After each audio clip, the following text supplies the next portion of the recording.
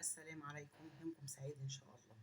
فاكرين البرطمان ده أنا واخدة منه طبعًا دي الملوخية الناشفة اللي إحنا عملناها مع بعض على القناة.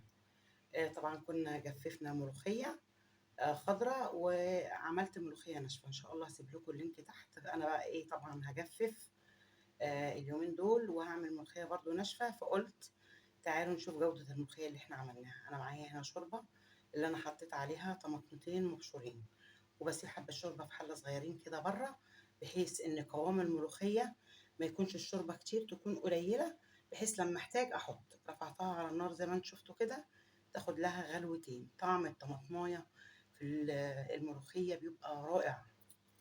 طبعًا هنا القصة بتاعة الفيديو كلها مش أنا عملت إيه، أنا عايزة أوريكم جودة الملوخية الناشفة اللي أنا عملتها. أنا جربت معاكم الملوخية الخضرا، ولكن النهارده بأمر الله هنجرب الملوخية الناشفة. هنحط كده دول آخر حبة من البرطمانين يتهيألي اللي أنا كنت عاملاهم، أو كنت عاملة 4 برطمانات، بس عرضت لكم برطمانين أما نشفتها معاكم على القناة. حطيت كده الملوخية وهابتدي ألف. شايفين أنا بعد ما الشوربة نفسها سخنت معايا، بعد ما حطيت عليها الطماطم خدت كام غلوة، نزلتها وبلف الملوخية وهي بره النار. نلاقي القوام عايز ملوخية تاني نحطه. حبة الشوربة اللي أنا وريتهم لكم في الحلة بخليهم دايما بره، إن أنا لو حبيت الملوخية يعني جت معايا تقيلة هخففها، ما جاتش هستخدمها في الشوربة اللي هوريها لكم دلوقتي. هنقول بسم الله وهنحط طاسة على النار. ده زي سمنة مطرح ما حمرت الفراخ. يعني أنا حمرت الفراخ وعملت شوربة بلسان عصفور بنفس السمنة اللي حمرت فيها الفراخ. شايفين فيها ورق لوري، فيها حبهان. حمرت لسان العصفور ده في فص مستكة، ونزلت بشوربة من شوربة الفراخ ودورت فيها حبة لسان عصفور، وسبتهم خدوا غلوة وطفيت عليهم. كملت تسويتها في سخونية الشوربة نفسها. هنرجع تاني هنا للسمنة بتاعت الطشة. السمنة زي ما قلت مطرح تحمير الفراخ خدت منها تحمير لسان العصفور وللملوخية. الفيديو هنا كل الموضوع أنا عايزة أوريكم جودة الملوخية الناشفة اللي أنا عملتها. أنا حمرت الفراخ قبل ما أطلع معاكم الفيديو وعملت الشوربة، بس أنا عايزة أوريكم حبة الملوخية وقوامهم وجمالهم وخضرهم. هسيب لكم اللينك بأمر الله بتاع تجفيف الملوخية، أول ما فرزت الملوخية الخضراء ونشفت الملوخية ناشفة. هسيب لكم اللينك تحت. طبعا السمنة سخنت معايا، نزلت بالثوم بانت ريحته، نزلت بمعلقة كزبرة ناشفة وإيديا فيها كده على طول.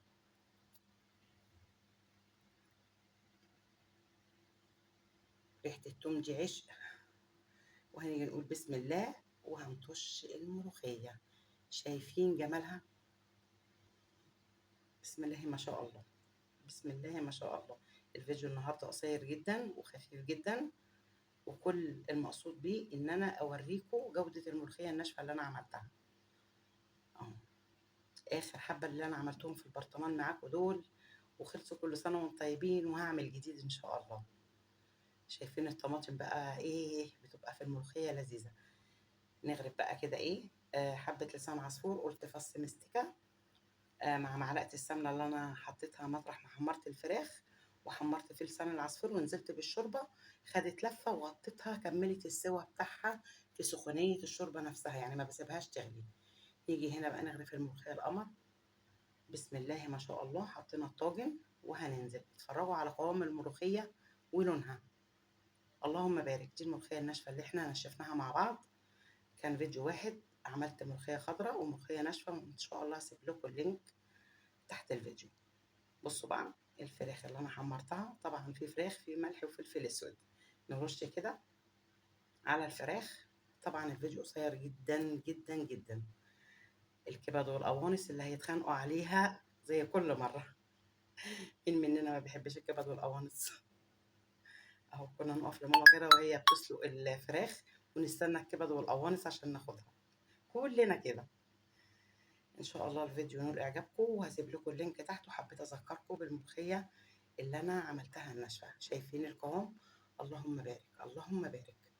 اتقابلنا في الفيديو على كل خير، واسيبكم على كل خير، ونتقابل في فيديو جديد بكل خير يا رب. وفدتكم بعافيه. مع السلامه.